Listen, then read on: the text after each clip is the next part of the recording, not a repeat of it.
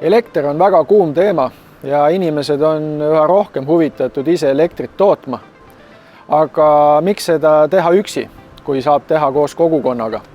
Siin tulebki mängu energiaühistu. Energiaühistu on ühistegevuse vorm, kus ühistu liikmed rajavad endale kas siis päikese- või tuulepargi, toodavad ise taastuvenergiat, tarbivad seda ja ülejäägi müüvad võrku. Tulevikus ehk õnnestub sellesse võrrandisse lisada ka salvestus, et veelgi suurem osa kohapeal toodetud elektrist ise ära tarbida. Väga lühidalt öeldes on energiaühistu kaudu igaühel võimalik saada päikese- või tuulepargi osanikuks ja teenida sedamoodi pikaajalist stabiilset tulu keskkonnahoidlikul viisil.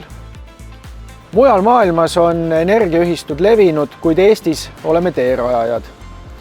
Palju räägitakse rohepöördest.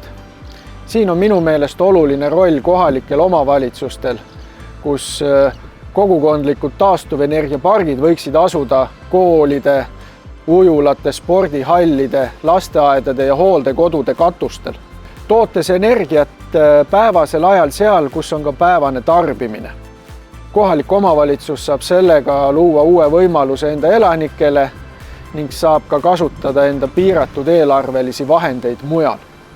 Energiaühistu teeb koostööd ka ettevõtetega, kes soovivad enda hoonete ja tootmispindade katustel või maapinnale rajada taastuvenergiaparke.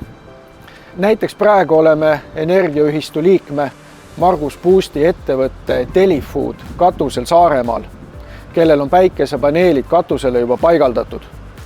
Energiaühistu eesmärk on luua võimalused kõigile, kes soovivad panustada meie keskkonna paremaks muutmiseks ning fossiilsetest allikatest pärit kütuste kasutamise vähendamisse. Kui soovid hakata päikese- ja tuuleenergia tootjaks, siis tee esimene samm ja astu liikmeks.